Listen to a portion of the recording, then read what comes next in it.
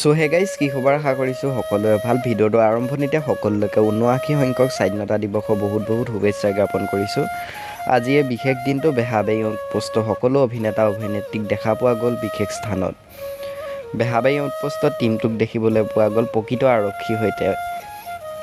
মোৰ ওচৰত এটা ভিডিঅ' ক্লিপ আছে, মই ক্লিপটো আপোনালোকৰ সৈতে শ্বেয়াৰ কৰিম। যদি ভিডিঅ'টো চাই ভাল লাগে লাইক এটা কৰি দিব।